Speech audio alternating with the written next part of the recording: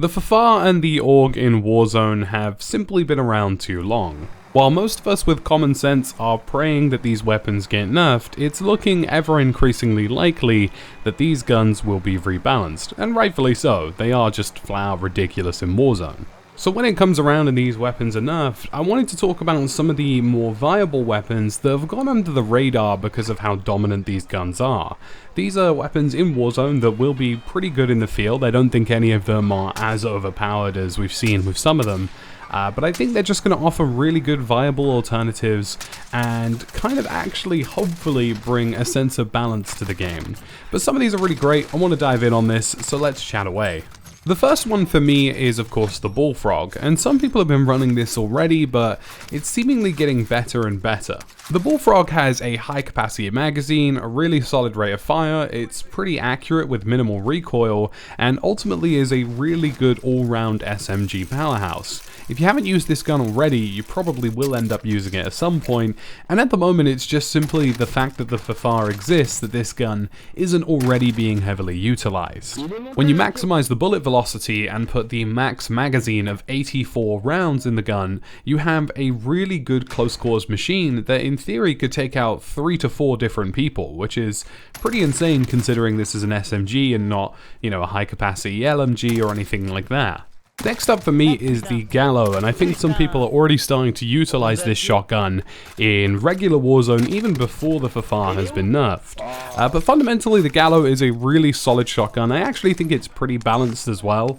The shotgun requires a fair number of bursts from close to medium range to get people downed or killed, but it also has a 12 round tube. But the issue is though is that the reload speed is very, very, very long. It takes quite a while to reload this weapon, and it can put you in a detriment at some situations. However though, the close range performance of this weapon is not to be understated. It's really, really good, and will end up being a super viable option for people who want a close range powerhouse that will keep them safe in buildings, or keep them safe in confined locations, and we all want one of those at least in one of our loadouts. The Gallow shotgun with a maximum 12 round tube, the maximum velocity sound suppressor, and maximum velocity and fire rate increased barrel means that this is a huge close range heavy hitter, and definitely something that will keep you safe even feasibly from the current FFAR meta. And if you start being killed by Gallows back to back to back, well, you can blame J-God, not me. It goes without saying that the Amax will of course be a powerhouse wherever it ends up being. You could use the Amax as a long range Amax, a short range Amax. Fundamentally, with a 45 round mag and maximum bullet velocity, this thing absolutely hits hard. It's got a little bit of bounce and a little bit of recoil, but if you can control that, this gun will be truly dominant at most ranges.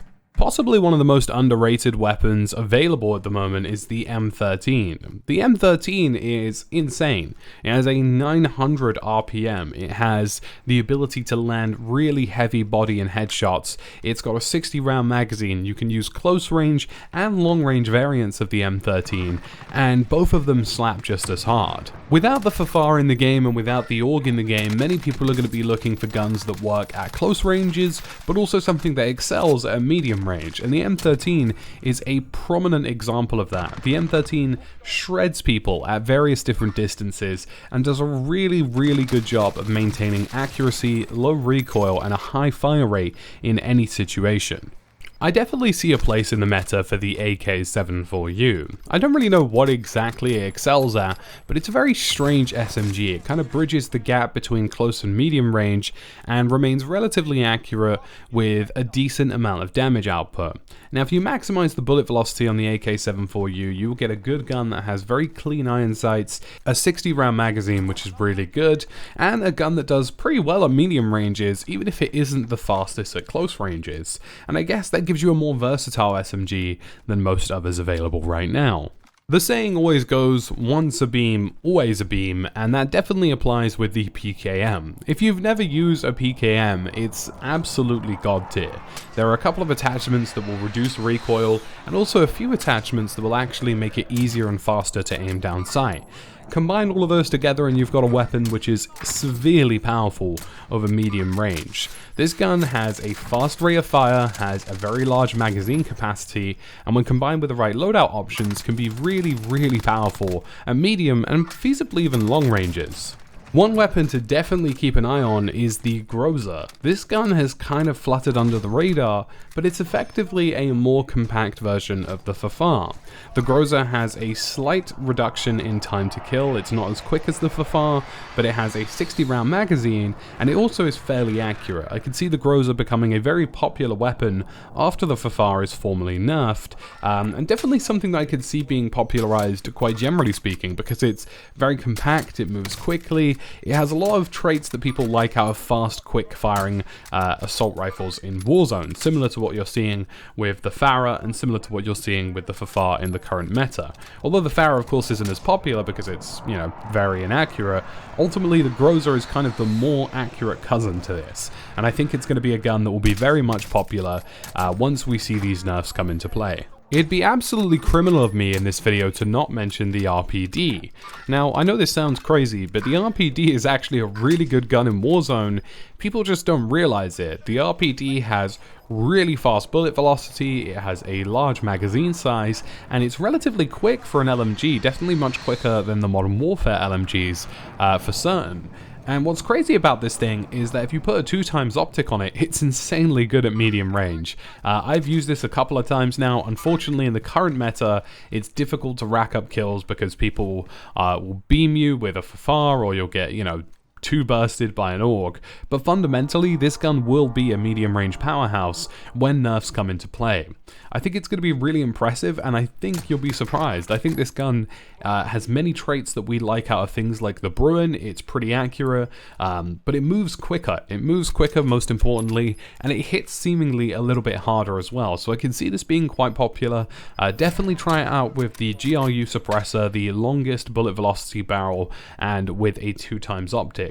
Anything from that point onwards is just adding, you know, aiming stability, and you can feasibly even increase the magazine size if you were to choose to do so. And last but certainly not least on my list is definitely the Modern Warfare AK-47. And feasibly even the Cold War AK-47 if you add a few stability attachments to it. These guns always go under the radar, but they have incredible damage output.